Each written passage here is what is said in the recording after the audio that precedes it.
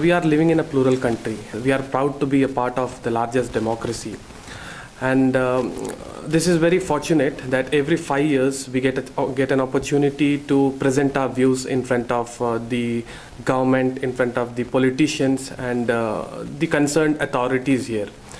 So we have to use this opportunity, and today if you see, two-thirds of Indian population comprise of youth, and it says that 65% of Indian population is the population of youth, and especially below 25 years. And this is a huge part if you see the problems which the Indian society is facing, and if you have to overcome all those issues.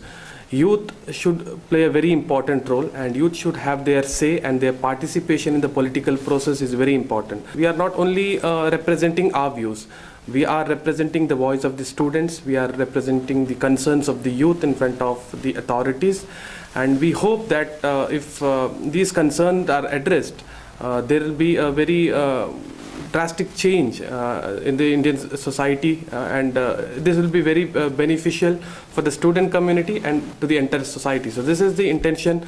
This is why Students Islamic Organization has brought a manifesto. So what we have done is we have met the academicians, educationists, social activists, student organization leaders, and we have discussed with them, and after that we have come to a conclusion, and we have raised 25 points here, which is very crucial.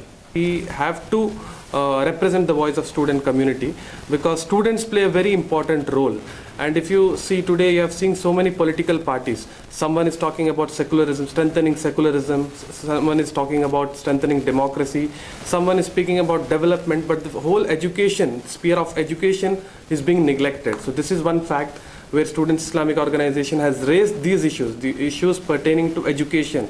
And that is why we feel that students' concern has to be brought out in the form of manifesto or in the form of demands. We have a setup in all the states. Students Islamic Organization has its branches in all the states of India, almost all the states of India.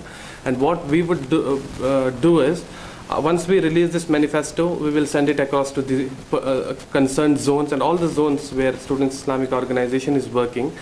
And they will add up some issues, the state-specific issues, and they will release it there.